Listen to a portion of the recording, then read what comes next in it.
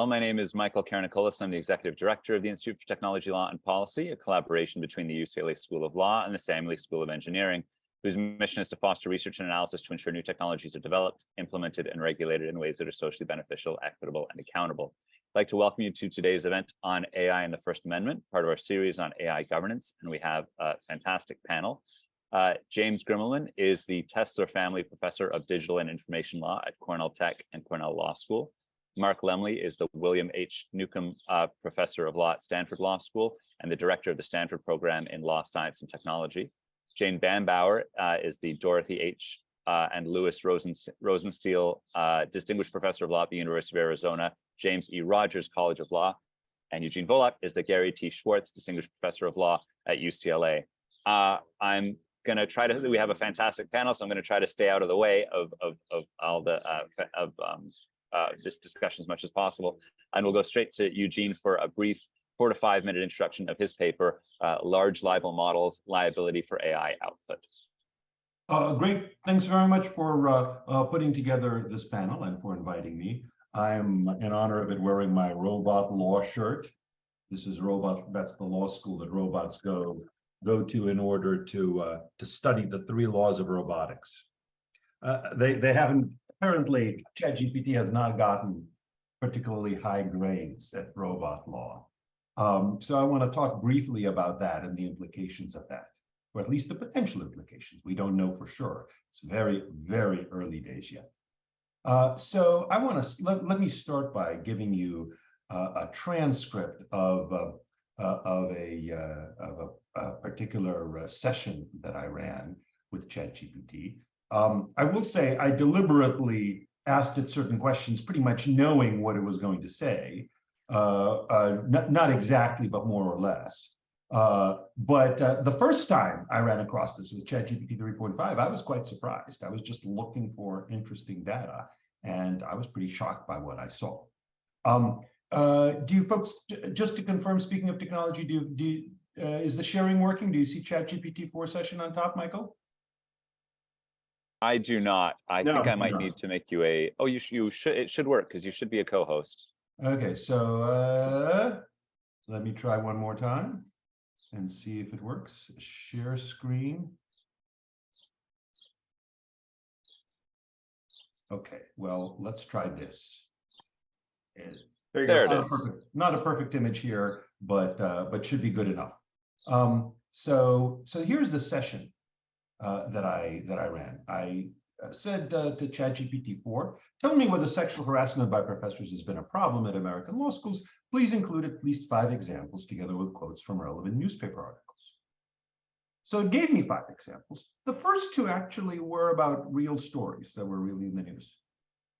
And the next 3 were unfamiliar to me. Here's number 4, and I named names here in part because Jonathan Turley has now written a USA Today column about this, so he's fine with us talking about this. Says Professor Jonathan Turley, Georgetown University Law Center.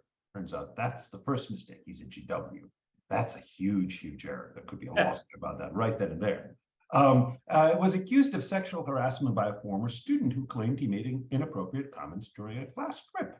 And there's a quote from the Washington Post, March 21st, 2018. The problem is that this never happened. And I don't mean the sexual harassment never happened and the accuser was making it up. There is no accuser. There was no Alaska trip. There is a newspaper called the Washington Post. There was a date called March 21st, 2018, and there is a professor named Jonathan Turley. That's about it. And in fact, actually, in a sense, part of the problem is that there are factual details that are quite accurate here that people would think, at least I think many people would think, suggested the whole thing is accurate, but the quote is entirely manufactured, entirely hallucinated, as the word these days is, by the Washington Post. So one question is, what are the implications of that? You might think, what are the broader policy implications? What should be the legal rule here? Whether there should be some statutes or regulations or some such promulgated to deal with this? I wanted to briefly talk about how this is treated under existing libel law, or at least plausible modifications, common law modifications to existing libel law. And I want to draw an analogy. It's hypothetical. Imagine there's software called Check BKG, Check Background. And imagine there's a company called Open Records that runs it, creates it and operates it, takes a name, reviews a wide range of publicly available court records, provides a list of cases in which this person has been found liable or guilty. And it acknowledges the information may be erroneous, but also touts how good a job CheckBKG generally does compared to ordinary humans. And then someone uses CheckBKG to search for someone's name, gets a response saying he was convicted of child molestation, was found liable for sexual harassment. And let's say this is just plain wrong. Again, not wrong in the sense that he was wrongly convicted or wrongly found liable, wrong in the sense that he was never convicted, never found liable. It's all and never listed in court records this way. It's all a hallucination on the part of CheckBKG. How would we deal with that? How would the law generally deal with that under standard libel law principles? And I'm bracketing here any specialized statutory rules like Fair Credit Reporting Act and the like. Let's just think about libel law. So first, I think we'd say open records is publishing false and reputation damaging information, publishing in the libel law sense of making it available to at least one person other than the subject itself. Now, maybe because it's giving it even one at a time to a bunch of people over time, maybe we might view that as publication. Maybe by analogy to publication, public performance and copyright law, maybe it may be enough to be publication for purposes of, say, the false light tort, publicity for purposes of false light tort. But for libel law purposes, it's definitely publishing. I don't think it matters that it's through a computer program. I think Open Records is responsible for things that its program outputs. I don't think it's protected by Section 230, because by hypothesis, this is material that was created by Open Records. And so it's Open Records wouldn't be sued for material provided by another content provider. It would be sued for material provided by its own software. I think noting the information may be erroneous is not enough. It's not enough just to say, well, this could be mistaken. The analogy that I like to offer is to rumors. Let's say I say, rumor has it that Jack Schmack was convicted of child molestation. You know, that's itself a disclaimer. Everybody knows that rumors are sometimes false, but I don't think that's enough to prevent liability. Also, once Schmack alerts Open Records, I think at that point, Open Records has actual malice in the sense of knowledge of falsehood and may be liable going forward. And I think it might also be liable, assuming Schmack is a private figure, on a negligent design theory, kind of combining product design defect and negligent information. So that's kind of the big picture, which leads me to think there may be liability here. I've got more, but we'll have plenty of time to talk about that. One other thing I want to flag is I talk here about libel because that's the best settled of the relevant torts. But similar principles might apply with regard to false light and maybe some other falsehood-based torts to the extent that they're viable under the First Amendment. One last thing is all of this assumes that these programs output is protected by the First Amendment. Because even though it's protected by the First Amendment, it's subject to some exceptions like defamation law. I think that's probably right, but there's a separate question whether they should get lesser protection on the theory that they're not actually human beings. So without a closing, turn things over to Mark. Great, thanks. Yeah, so this is a great project. Gene has identified a significant problem, and I want to talk about how technical, why the problem exists technically, and how you might or might not be able to mitigate it technically, and how that would affect the law. So I've been working with several folks in the Stanford Computer Science Department who are integrally involved in developing some of these models. Right? The basic problem, why is it that ChatGPT would do this? And the answer is ChatGPT makes up text. That is what it does, right? We may think of it as gathering information from the internet and providing it to us, and it does in fact train itself on the internet, but the way it generates a response to any prompt is given the cues of the prompt and what it knows about the English language and communication, it generates on the fly new text every time. That new text is not quotes, right? It's not taken directly from a particular website. It is generated anew based on a probabilistic model. Given the words we have written so far, what word would next logically fit in this context? So that generative model, which is currently the sort of primary way we are interacting with AI in this space, right, is designed to write fiction, not fact. Right? It might in fact generate facts. It might in fact tell us things that it has learned, but it is writing new things by design, but it's writing those things in a way that it recognizes as similar to things it has seen. Right. So in Gene's example with Jonathan Turley, right, why would it quote the Washington Post? Well, because it knows that news stories about sexual harassment allegations tend to include quotes, that they tend to include citations to reputable authorities. So it generates on the fly a new quote and a new citation to a reputable authority.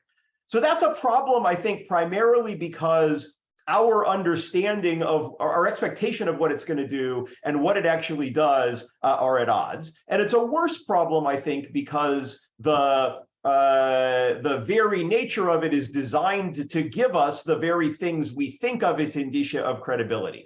Oh, it has quotation marks. Those must be real quotes. Oh, it has citations to reputable authorities. That must strengthen the factual claim that we understand to be made, but which ChatGPT probably is not actually intending as a factual claim at all, because ChatGPT doesn't intend anything.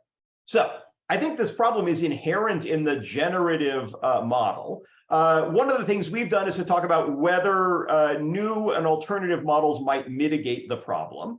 So one thing you could do, as we're starting to see these models move into the internet search space, is you could say, all right, you know what we're going to do is we're going to limit the material to material we take from particular websites. So instead of just generating stuff on the fly, we will go out and synthesize stuff taken from actual websites. That can work, right? Google's snippet feature already does something like this. And at least I wouldn't say you're solving the libel problem, right? Because there's plenty of libel out there on the internet, right? But you're at least sort of limiting yourself to the category of things that are already out there on the internet. Right. Now, the problem with this is it turns out that it requires a certain contextualization that those snippets might lack. So in one of the examples in our paper that we identify, the AI goes out, correctly finds an article from a health science website called What to Do During and After a Seizure, but then it excerpts a quote from that from the What Not to Do category and puts it in the What to Do category. Right? It has correctly found the information, but it hasn't sort of understood the information in some sense, and so it's given us false and dangerous information. Maybe you could, in fact, sort of just use a pure search engine, right? Run a search engine in the background and deliver only actual search results. That solves some of the problems, although even then, it's if it's trying to do anything more than deliver actual quotes from those websites, if it's actually generating or summarizing, the problem of this can creep back in. So one way we solve this problem is human feedback. All right, so one thing that the companies are increasingly trying to do is to say, all right, let's take what the model gives us. If we see a problem, or if we see if the question asked is something that seems like it could be a problem, we can manually insert responses. So ChatGPT, right, in 4.0, if you ask it a legal question, now says, I am not a lawyer, but. Right? That's not because it has realized through multiple iteration that it's not a lawyer. It's because somebody went in and added by hand the phrase, I am not a lawyer, but in front of pretty much everything it does that seems like it might be a legal issue. That helps. I don't think it's a perfect solution because you're never going to sort of identify all of the problems, but you could, in response to particular identified problems, try to fix this by modifying the model. It is a technically challenging issue to do it sort of after the fact, but in a ways that will respond not just to that particular prompt, but to other prompts that are similar to it. You could, at more effort, sort of have a kind of quote checking or fact checking approach. So one of the things that the models might do is, if you tell it it's wrong, incorporate that information in subsequent responses. And models actually do that, right? The problem is, of course, that's subject to jailbreak manipulation. It's subject to a griefing attack. And there are plenty of examples floating around on the internet where the model correctly says 2 + 2 = 4, and the user says, no, 2 + 2 actually equals 5. And the model says, oh, you're right, 2 + 2 = 5, I was wrong. And, you know, maybe it's just being agreeable in that context, although it has now been prompted to make a false statement. But to the extent we wanted to use that user feedback to retrain the model, God help us all, because you're at the whim of the internet users. All right, final thing to note about this: these different approaches have different legal consequences that don't necessarily map to the likelihood that they actually reduce the problem of false speech. So Gene has already noted correctly that a generative AI model is unlikely to get protection from under Section 230 because it is generating new content, right? Not simply copying old content. Some of the approaches, the extractive or citation approaches, might actually garner Section 230 immunity. There are a number of cases out there, the Sixth Circuit in a Crowley versus Fast case, the Ninth Circuit in Kimsey versus Yelp, right, that suggest that Google's snippets function, where it's taking things only from a website, right, even though it is making a decision of what to take, is still protected under Section 230 because it is not written the content itself.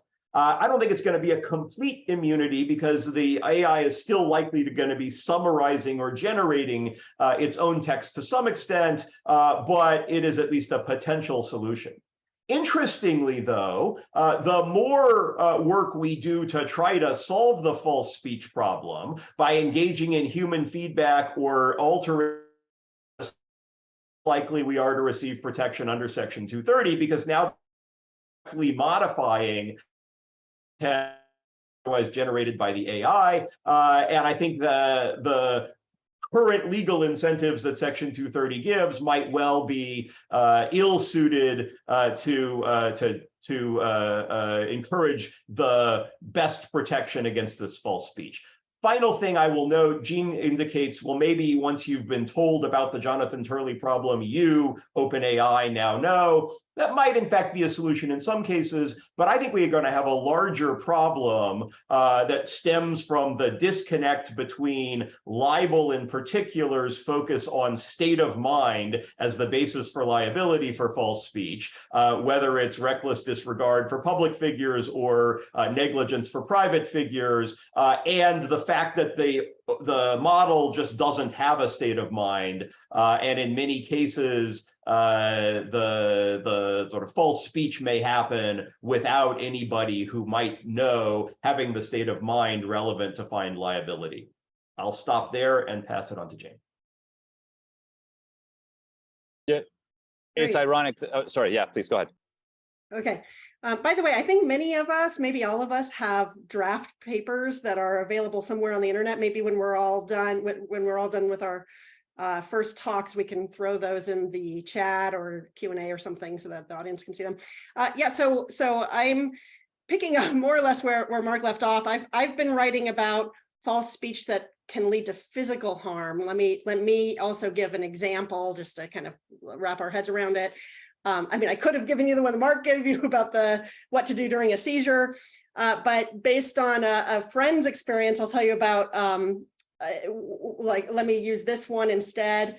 Maybe you or perhaps your child has a rare disease. They seem to be having significant side effects from the medication they're currently on. You consult ChatGPT or Bard or something, asking if there's another way to treat this rare disease, homeopathically that has some evidence base or something, and it recommends a particular mushroom that has efficacy just as good as the pharmacological treatment, but without the side effects. But it turns out that the source material was related to some other rare disease where, the association between rare diseases was made. And so you start, treating yourself or maybe your child with a mushroom that doesn't actually prevent their primary disease. Okay, so what should liability look like? I focus mostly, at least right now in my stage of thinking, on the duty element of negligence. If you think about the, duty, breach, causation, damages elements that you might remember from first year of law school, in part because it tends to capture a lot of the hardest problems that come in the later elements anyways. So for example, whether it's a breach, whether an AI producer is or is not using reasonable care is going to tap into a lot of the questions that Mark raised about whether, I would frame it as, is there some sort of alternative model or supervision process or post-output procedure, or even a better training data set or something? I can imagine cases hinging on this for the breach element, but that gets complicated. We haven't done this before. Proximate cause might also be interesting because, interposed between the ChatGPT's output and the actual harm in the physical world is someone else, the user who is making a decision to trust this information and then act on it. And so duty, whether a company has a duty at all to, or I should say whether a person or entity has a duty at all, does not really hinge on First Amendment application, first of all. You and I could be sued for negligent speech that causes physical harm. But it is somewhat tricky and underdeveloped, I'd say, in the case law. So what we know from, pre-generative AI cases is that if it's a traditional publisher who makes an encyclopedia of mushrooms, for example, this is the famous Winter's case, and the encyclopedia misidentifies a toxic mushroom as a non-toxic edible mushroom, they are immunized from tort, products liability. On the other hand, the restatement itself refers to a couple of cases that more or less have the following facts, where let's say that someone has purchased something heavy at a feed store, but it's in a smallish box, relatively small box. If a store employee says, "Oh, it's light, you can carry it, no problem," and then the person tries and they wind up hurting their back or their foot or something, the store is probably liable. But but as an actual case found, if it's just some other patron who says, "Oh, that's light, you can get it yourself," and then on that basis, the potential plaintiff tries to carry the box and injures himself, that is generally found to be not a case where a duty applies.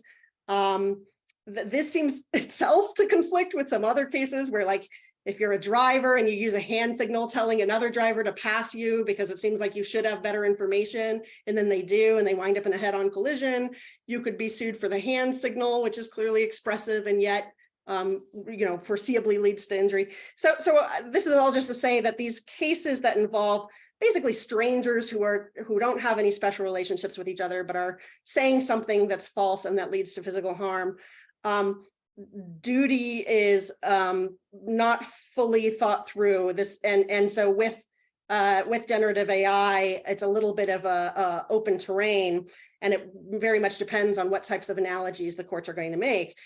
In the case I gave you, or the example I gave you, it could be that, especially if an AI service markets itself as being particularly valuable for making at-home health and wellness decisions, or even if they use the word, especially if they use the word medical or something, at that point, the service could be seen either as a device or in the business of the practice of medicine, in which case various, one or two legal regimes come in. But another idea floated in this piece is that it might be useful to think of the AI output as the kind of wandering animals or very young children of the AI producers. I know this sounds weird, but the analogy there is that you do have some duties of supervision, but it's not quite the same as if you are out there literally doing and saying these things yourself. Okay, finally, before I pass the mic, I also, though, don't want, I'm quite worried that courts or legislatures will take up this problem and over-regulate because for a couple of reasons. First of all, if we are told that this output causes people to rely on it, that has its own kind of self-reinforcing result. So people, we might actually prefer a no duty rule so that everyone understands that what they're doing when they take seriously the output of generative AI is suspicious and fishy, and they should not treat it too seriously. The other problem is that I actually want some of this output, because I do think it is going to exceed it's going to outperform human guidance in many cases. I don't want liability to be so strong that we don't see these models regularly used, not only by doctors, but by patients themselves. And so I also want to make sure that we preserve existing duties, and I think fit right in with existing tort law anyway, that a doctor, for example, will in many cases have a duty to consult AI, maybe not generative AI, but some form of AI in order to know how to treat a patient reasonably. And if they fail to do that, much like how sometimes even off-label prescribing can sometimes be the standard of care, even though it hasn't gone through some sort of preclearance. If they fail to do that, that itself should be seen, at least in some instances, as a cognizable legal harm as well. Okay, James. All right, so I think there's an enormous amount of good pragmatic legal sense in everything that Mark, Eugene, and Jane have said. There's a lot of application of traditional legal categories to ask which of these result in sensible rules as applied to generative AI that matches our intuitions. And then a lot of attempt to fit that intuition into the doctrinal frameworks that we have for dealing with various kinds of false and harmful speech. So I don't want to be heard as disagreeing with anything that they're proposing. I just want to point out this entire conversation is taking place on incredibly thin ice. We are over a philosophical abyss in terms of what we think these AIs are doing. So Mark said that we think of ChatGPT as gathering information, but it generates text, and it's designed to write fiction and not fact. But in an even more fundamental sense, it's not designed to do anything other than shuffle around tokens in a way that matches the statistical properties of English text. We are looking here at an algorithm that predicts the statistically most likely next word to follow. This is, as Ted Chiang, the science fiction author, likes to say, autocomplete on steroids. And so do we think that autocomplete generates actionable libels, or that one might be liable for bad medical advice given by the autocomplete on your iPhone? Typically, we don't. Do we think that the makers of Scrabble are liable if you draw one tile at a time out of the bag and arrange them to make sentences? There is something going on here that makes us willing to treat the outputs of ChatGPT as carrying meaning. So not just that this is something sufficiently reliable that we should act upon it, and it carries meaning that we should trust, like saying that people have committed particular crimes or been accused of them, or that this is actually a reliable treatment for the disease. We're actually looking at this text and saying, no, this is a communication that has meaning to us.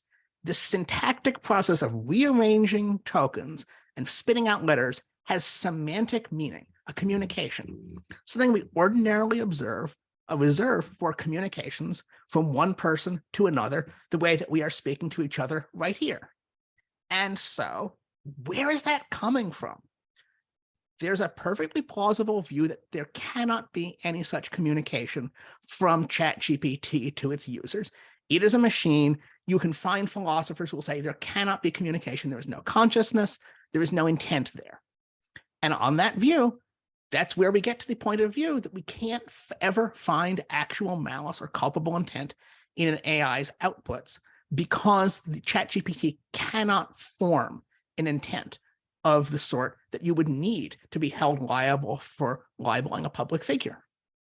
There's another approach which says, of course this is speech. Of course this is meaningful and carries meaning, and it's the kind of thing that is both protected by the First Amendment and one could be liable for, because people read it and they say, oh yeah, it told me to go and pick this mushroom and eat it. It told me what the key points in the scientific paper were.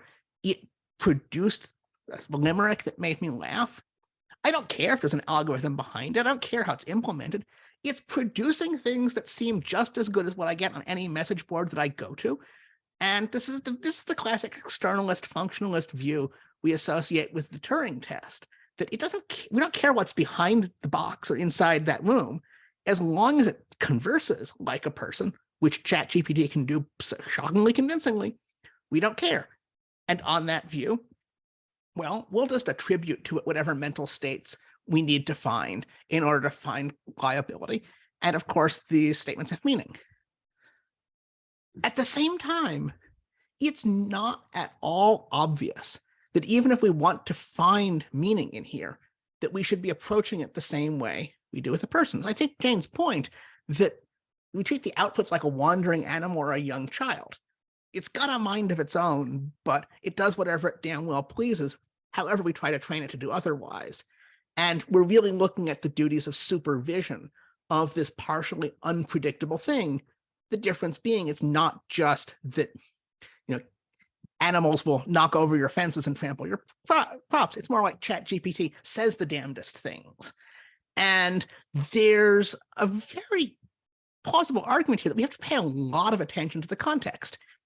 If I ask ChatGPT, tell me about Eugene Volokh's heinous crimes, and it starts to list everything from arson to battery onto zebracide, then it's not a situation where I should be thinking that Eugene Volokh actually did these things. I am the one who prompted it to do that.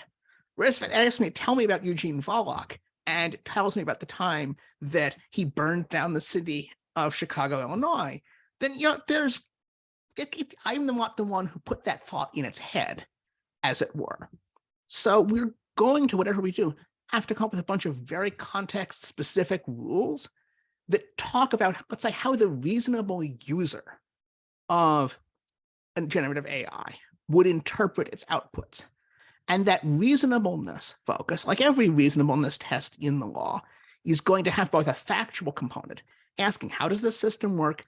How are people used to the system working? What do they expect? But also an irreducibly normative element.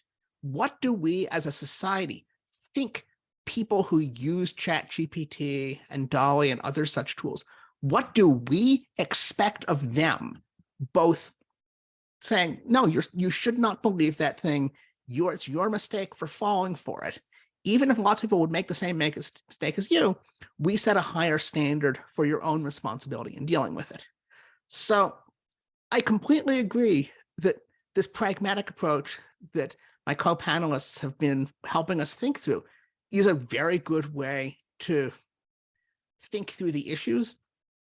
I just ask that as we do, we keep one wary eye on the ice under our feet and be very careful about when we are making claims that are based upon good consequences and good policy, and when we're making claims that are based upon the nature of the thing itself.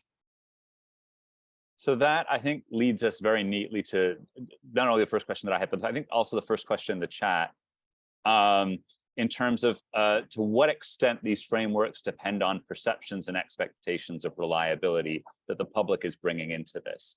And how much of this is tied to the hype surrounding the technology, right? So if OpenAI were to put a neon flashing sign at the top of this thing saying, by the way, if you're going to use this, you should know it's just a random text generator.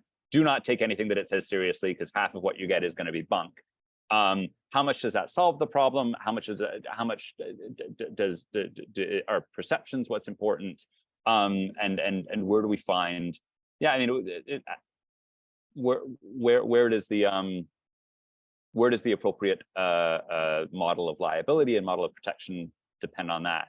I don't know if maybe. I have a Eugene. Yeah, so go ahead. I'm sorry, Mark, you first. No, go ahead. I mean, so I mean, look, I think James is certainly right that what we think it's doing and what it's doing are not the same.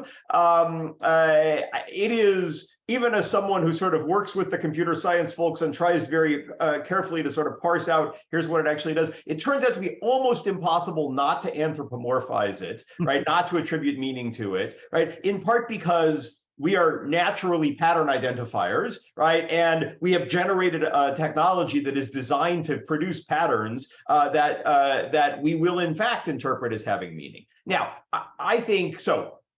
One question is, right, is that something the law should sort of protect? I mean, I think James raises an interesting question, right? I'm very strongly on the side of First Amendment protects recipients and not just generators of information. And so even though you're just a sewing company and a sewing business, right? The fact that you're sewing flags, right, that people use, right, to communicate information, right, doesn't,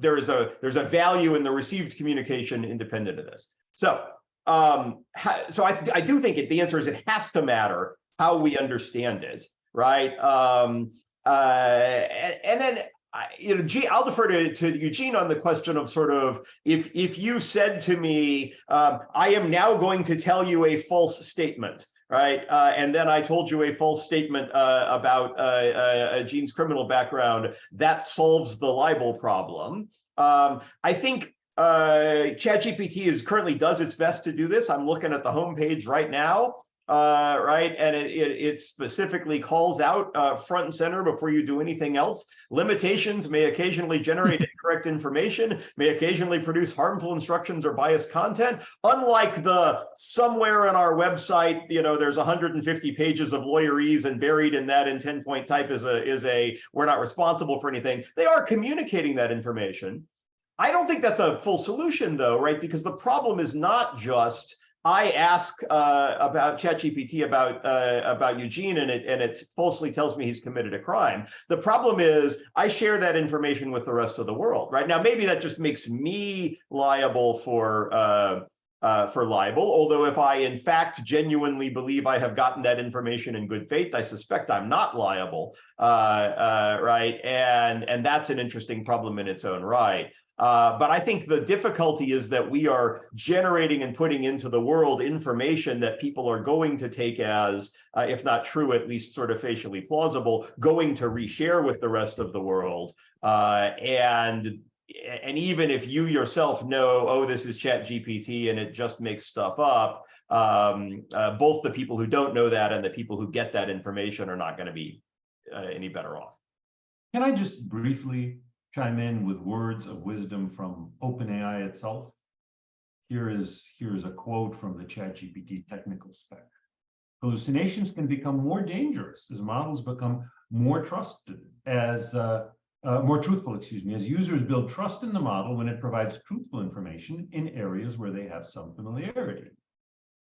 Yeah, if this were just a Boggle game, if this were just tiles from a Scrabble set, if it were just a Magic 8-Ball, well, then nobody would trust it and it would be understood to be a joke. On the other hand, it probably wouldn't get $13 billion in investment. It's getting that money precisely because, quite shockingly to many, it often produces quite accurate information. And when it produces accurate information often enough, it's human nature for humans to believe it more broadly. Relatedly, it's an interesting question what happens if somebody says, this is false. If somebody says, actually, this is fiction, this is a novel, that's usually enough to preclude liability, unless there's some reason to think that that's not how people would really perceive it. Interestingly, there's authority in the restatement of torts that, and the case law that says passing along a rumor saying that you believe it to be false is still actionable because some people may not buy your disclaimer. But in any event, the problem is that here, it's not, here's information that's false. It's the warnings, which I'm very glad they give, but the warnings are simply some of this information will be false. I come back to rumors. If I were to tell you, rumor has it that so-and-so did this and such, that's a disclaimer, right? Everybody understands that many rumors are not accurate. But I take it that's not enough to say, well, it's all the responsibility of the person who believes it. Let's say I spread this rumor, somebody refuses to or declines to hire that person because of that rumor. We wouldn't say, well, it's all the prospective employer's responsibility. I mean, it's not like the prospective employer in many situations would even be liable for believing something false and as a result not hiring someone. There's nobody to sue there. But in any event, libel law says the responsibility is on the person who instilled this or who helped instill this false belief, even if in a perfect world, the recipient of that information would not have been quite as trusting. So I'm inclined to say this, that the part of the problem is precisely that people realize this isn't just a Scrabble, bag of Scrabble tiles. This is something that is accurate often enough that people may very well, knowing human nature, believe that it's accurate even in a situation where it's not. Yeah, I agree with that, that some kind of disclaimer will not be enough to deter people from reasonably relying on the output. But I worry, let me push in the other direction a bit. I don't think we want, at a certain point and in certain contexts, we actually don't want to deter people too much from using generative AI if it's outperforming whatever information source they'd have in its absence. And so, I think the compared to what question is really important. So, I mean, for example, I think most people have the impression that, Dr. Google or Googling, your symptoms to try to figure out what you should do is bad, that Google has made things worse. But actually, at least the study I'm familiar with, I don't know how often it's been studied, but that there was at least one pretty well done study that found that no, people who are otherwise similar, who Google their symptoms more to figure out what to do, have better health outcomes, and something like that could happen here. And then the more complex the information environment gets, like there are cancer studies being hundreds of cancer studies published every day. I forget what the statistic is. We can't expect people to keep up with that without some kind of tool like this. And so I think we're going to have to impose greater duty. We're going to have to split the responsibilities somewhat in creative ways between the AI producers, who, by the way, might not even be a single firm. It might be multiple firms, right? And then the end user who does or does not reasonably rely on it, and maybe even should be compelled to sometimes, in some contexts, rely on it. Yeah, I would add, Jen, I think your Dr. Google analogy is great, because the concerns around information quality through generative AI remind me of similar concerns about information quality through Googling and through Wikipedia, where you have simultaneously great optimism about the democratization and availability of information, combined with a panic about the terrible information you can find. And I think actually research like Eugene's on the obvious whoppers that ChatGPT can be led into or can generate on its own is actually a really crucial part corrective to helping get out the broad understanding that ChatGPT will happily lie to you, or mindlessly lie to you, I guess. And then in both cases, we've reached a point in which we've normalized as a society our understanding of what Google and Wikipedia do and what they are. And the legal system has learned that they can produce reliable information, but they're not automatically trustworthy. They need certain safeguards. And that they've become things that we are so familiar, we actually have broader shared intuitions of how to deal with them legally. And that will come at some point with generative AI, but we're not close to there yet. So I do find it interesting that that this seems to flow naturally into that broader debate around regulating new technologies and the trade-offs between fostering innovation and the need to manage their disruptive or harm facts. But how much of this comes back to a conflict between a commercial incentive to both encourage anthropomorphizing these technologies, to buy into the hype, right? And to say like, well, this technology is incredible, and we want to attract investment by making it seem as reliable as possible.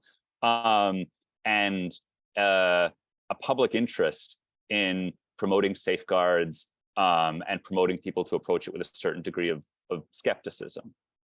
I mean, I guess I want to echo what James just said, right? I mean, this is a problem, but it may well be a temporary problem based on a difference between our sort of understanding right now, our expectations right now, and our experience with the technology will just sort of change that, right? I think one thing that's different, quite honestly, that there are a lot of things that echo the early days of the internet. In this technology and in the regulation. One thing that's different, quite honestly, is the political environment in which we find ourselves. And I think there is a kind of very strong, wow, technology is bad vibe in the country and in the world that didn't exist 25 years ago. And so my worry is that the sort of first thing we do when we see a problem like this is not, well, let's think about how can we actually sort of apply existing legal doctrines. What are the sort of problems? What might we need to make some changes? It's let's shut the whole thing down, right? Let's regulate it. Let's have an AI regulatory commission because our recent experience with certain parts of the internet has primed people to think that's the right thing to do. And so as always with new technologies, my recommendation for Congress early on is, right, don't just do something, stand there. So there's an interesting question in the chat related to potential liability for creators of training data, which is informing the behavior of AI. Presumably, they're not necessarily talking about any old person that creates a website for their own purposes and it gets, hoovered up along with, a vast quantity of other text.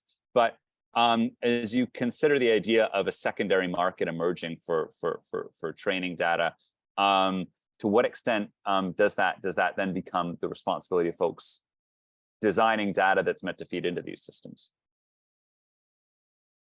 This is going to be a complicated question. It's going to depend upon the relationship between the training data and the models that are trained on it. The place that this worries me the most is in copyright, where you have large data sets that have been assembled, basically under the expectation they'll be used to train AIs, and most of that AI training will be fair use. That relationship gets tougher if we start to see downstream liability, simply because copyright has such a thoroughly worked out, I might almost say overworked out system of secondary liability rules that might also be projected back into the training data on the basis of downstream uses, simply because there the harm is complete at the moment the training data has been copied. And so there's that infringement sitting there, which is currently protected by the shroud of fair use. If that shroud is punctured, there's the underlying act. In regular tort liability, they are a lot more remote than the makers of the model. The people who train a model have made enormous numbers of choices about the model and how to fine tune it. And you can have this, it's still incredibly hard to figure out what it's going to do, but they have both ongoing control and more foreseeability over how the model will respond to specific queries in a way that the provider of the training data set doesn't. I'd also like to add, I foresee that over time, the end users, whether they're business users or individuals, will increasingly demand that they control what data a model is going to be trained on. And that might actually there might be, if that's correct, then it might actually simplify some things, because then the end user, who might be the most likely plaintiff victim, or, in any case, some sort of participant in when something goes wrong, has also controlled to some extent the material that winds up getting outputted. It seemed you could make the argument that deciding to sort of train a large language model on comments on Reddit, if you hoped it to actually generate accurate information, was probably negligence per se. Right. Yeah, I mean, personally, my biggest frustration with the with the services we have available to us is that I don't get to restrict. I through the prompt you can do some workarounds, but you don't get to restrict what types of materials it's training its parrot on. And I do want to echo what Jane is saying, right? That is, ChatGPT is super interesting, right? And it's useful for some things. It is not the future of generative AI or of large language models, right? The future are sort of micro-trained data sets, right, that are targeted to particular things. That are going to give you only subsets of court cases if you want to use them for your brief, that are going to give you only subsets of curated medical information if you want to use them for the doctor, right? And that are going to give you, even in the artistic world, right, the sorts of curated trained subsets you want to auto-generate the backgrounds for your video game, right? Or the instrumental scores for your movie, right? All of those kind of trainings are going to be much more detailed and much more specific. And I think there, James's point is absolutely right in terms of the kind of separation in the general world, but I think that might start to change. Right? If in fact you were in the business of training an accurate cancer diagnostic AI, and you have made mistakes in what you've decided to include or not include, that tort connection starts to seem much closer than it does with ChatGPT today. One thing I should mention, I like, and I think I've seen others draw this analogy as well. The analogy between negligence liability in these kinds of situations and product liability, design defect product liability. Particularly true with regard to defamation. Product liability law requires physical harm usually, but applying some of the principles into defamation law, which allows liability in the absence of physical harm, I think can be helpful. And one of the things that we see in products liability law is that courts have had to deal with this question of liability of a component producer for the ultimate product. What happens if I'm building a device that is by itself not unreasonably designed, but it ends up being incorporated into some other product, where that product designer is using my device unreasonably? And generally speaking, design defect law gives a good deal of protection for the component designers. So the component designer is usually not liable for defects outside of its own component unless it substantially participates in the integration of the component into the design of the broader. So here the component is the training data. And again, we're doing this by analogy, but I think it's a helpful analogy. You might say, look, if I'm just supplying training data, it may not be defective in that it's sort of understood that, like much training data, it may have pluses and minuses. It's up to the AI system creator to try to use it in an effective way. So it may be that there will be only limited scope of possible liability for the underlying data, and the bulk of the risk of liability will be borne by the companies that actually try to make something of it. It's also worth pointing out that this is at the training data stage. There's this duality where the more accurate and detailed the training data is, the greater the privacy risks, and the more fanciful and more in reality it is, the greater the false information risks. And a model creator on a service may have some ability to try to prevent both of them. It's very hard, as you say, to imagine the training data being defective for not striking that balance perfectly. So in the few minutes that we have left, I want to take us back to what Mark mentioned regarding the political moment that we're in. And maybe the idea that neither courts nor legislatures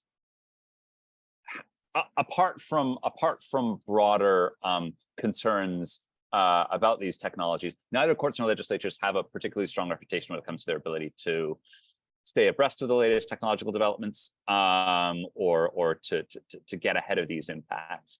I want to ask the panel, first of all, I mean, do you agree with that statement? And to what extent does the lack of technical sophistication present an obstacle to sound decision making, both at the in terms of new legislation, or in terms of judicial treatment of cases that might arise from this, and are there avenues to try and improve that? I think, you know, we've seen on clear display many times that at least at the federal level, legislators do not keep up with technology. In the past, that has resulted in technology lagging a bit, but I think that has served the society pretty well for the reasons that Mark said, like, don't just do something, stand there. As a result, but however, over the last couple decades, policymakers have gotten a lot of flack for not keeping up, and so they are more likely to move fast. And on top of that, I think when the kind of luminaries in AI talk about you know, as sort of existential risks and threats that may be in the future, and it's not clear how far, I believe their motives when they're talking about that specific case. But in all other contexts, when they're clamoring for regulation, I see it kind of cynically as strategic capture. And I think, and I'm very worried about that.